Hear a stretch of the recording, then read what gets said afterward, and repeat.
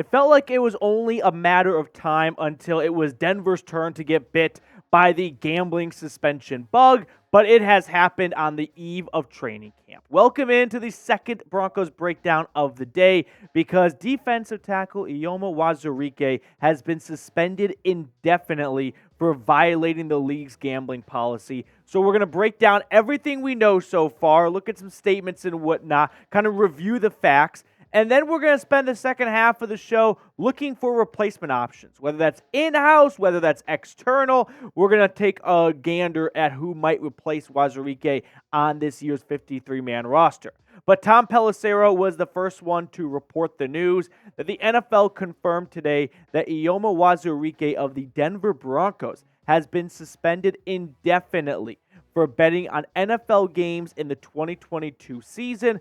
Wazurike will be eligible to petition for reinstatement no earlier than July 24th, 2024. So the former Iowa State Cyclone will not be a part of the 2023 season for Denver. He is certainly not the first player to get suspended for violating the league's gambling policy, and he probably won't be the last. Now, we have seen a lot of other players get suspended for various increments. The guys that got suspended for 6 games, it seems like they violated the policy by gambling on the at the league facility, at the team's facility, but not necessarily on the team themselves. The guys that are getting suspended for a full season kind of looks like they gambled on the actual team themselves. So all signs are pointing to Wazurike bet on the Broncos. I don't know what he bet on. I hope he didn't bet on Denver to win a whole lot last year. My guess is he saw some cool player props, and he knew what the game plan was going into it, and he knew which guys might get a lot of targets or which guys might get a lot of carries, and thought that would be an easy bet. And he gambled his entire career in the NFL on Melvin Gordon fumbling. Like, that's probably what went down. So, unfortunately for Wazurike, it's a bummer. I'm sure that the league was not well advertised. The league not do a good job, and the teams not do a good job of explaining to their players what they can gamble on and what they can't gamble on. But it seems pretty self-explanatory that you can't gamble on your own team no matter where you are. But Wazurike, we'll see in 2024, maybe, if he even gets reinstated. But the Broncos' official statement on the matter looks like this. We were informed by the NFL today that Eyioma Uwazurike has been suspended by the league indefinitely for violating its gambling policy. Our organization fully cooperated with this investigation and takes matters pertaining to the integrity of the game very seriously. The Denver Broncos will continue to provide all members of our organization with the necessary education, resources, and support to ensure compliance with the NFL's gambling policy. Now, what is your one-word reaction to the suspension? I'm going to give you my one word on the other side of a YouTube ad break, which will be coming up probably any moment right now. But while that ad rolls, scroll on down, and it's the pinned comment. Let me know what your one-word reaction is. Mine is idiotic. I mean, there have been a lot of guys, like I said, suspended so far for violating the league's gambling policy. It's very clear to me right now that they did not do a good job of educating its players on the league's gambling policy, because it's a bit hypocritical when players are running out of the tunnel and there's BetMGM and there's FanDuel and DraftKings ads all over the place, but they can't have any part of that action. That seems a bit misleading and confusing. But what shouldn't be confusing is you can't bet on your own team. Now, I've not seen, and I'm not saying for fact that that's what happened, but the guys that have been suspended so far for a year or indefinitely all ended up gambling on their team, it sounds like. So I'm going to make that leap and I'm going to make that assumption. But regardless, it's idiotic. I mean, you know that you can't gamble, and I feel bad for some of the guys that didn't know, hey, you can't gamble from the parking lot, or you can't gamble when you're staying at a hotel on the road, because they didn't know that that was under the umbrella of the team facility.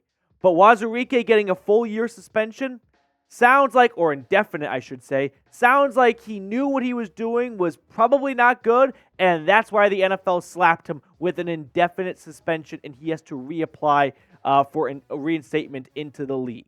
But when it comes to replacing the Iowa State Cyclone, they're going to need someone on the interior defensive line because they were hoping that he would make a bit of a jump in his sophomore season. Jonathan Harris at defensive end, 5 technique. He's not a mainstay at that position. Zach Allen was inked to a nice free agency contract along with DJ Jones, and they were hoping that Wazurike would at least be a good part of the rotation on the defensive line. He more or less redshirted last season. We saw him play 8 games and record 17 tackles. The only notable thing he really did last year, if you recall, is he blocked Harrison Butker's kick. So shout out to Wazurike for that. But by and large, he was a clipboard guy on the sideline. But going into training camp this year, you had Mike Purcell on the non-football injury list. He was recovering from an off-season surgery. You had some question marks regarding players like Jonathan Harris, Tyler Lancaster, right, who would really step up to the plate and be a permanent part of this defensive line rotation. And there was a lot of optimism that it would be the former Iowa State Cyclone, and it's not going to be him. Now, when it comes to Broncos news, you guys know we are the go-to spot. So if you have not subscribed, this is your chance to do so. It's completely free. So if you don't like the content, you get your money back. And it's all of your money because it's completely free. So hit that sub button down below if you are looking for a one-stop shop when it comes to all things Broncos. Now, talking replacements, it's always fun to look external first, right? What free agent options are there? I don't think they're going to make a big swing to replace a backup defensive tackle. That seems like a bit of an overpay. But of some of the notable free agent defensive tackles still on the market, there is one name that jumps out to me, and it's former Bronco Shelby Harris. Now, Harris, the last 4 seasons, has been one of the best pass-rushing interior defensive linemen in my eyes. The guy had 6 sacks in 2 seasons from 2019 to 2021. Last year for Seattle, remember, he was in the Russell Wilson trade. 2 sacks and 4 pass breakups along with 5 tackles for loss. I'm somewhat at a loss as to why Shelby Harris is still a free agent. His PFF grades from last year had him ranked 17th out of 127 qualifying defensive tackles. Now, he's 31 years old. He's getting up in the age column, but I still think he can be a very effective and a solid producing defensive tackle for a team, right? 73.2 overall PFF grade last year. Really good against the run. A bit of a decline in the pass. But I would definitely be open to a reunion for Shelby Harris.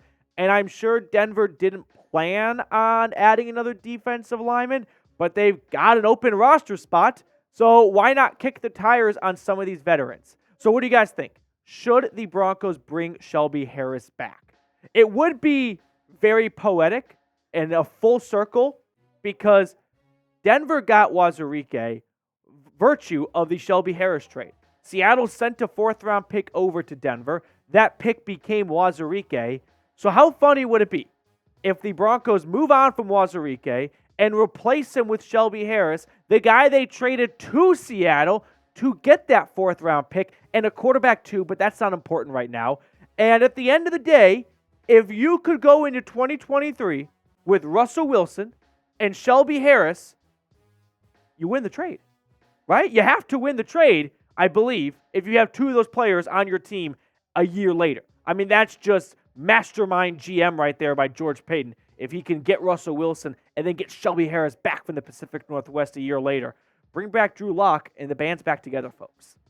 All right, that's going to do it for us on today's show. Make sure to subscribe. That way you don't miss a thing. And if you're already subscribed, turn your notifications on. That way when news breaks like this, you get hit with the notification and you're not in the dark. We're not going to do any summer hot takes. We did that on our earlier show today, so go click on our previous episode, which is all about Broncos injury news going into training camp, and you'll see my hot take there. But I guess my hot take right now is, Wazurike, you're an idiot.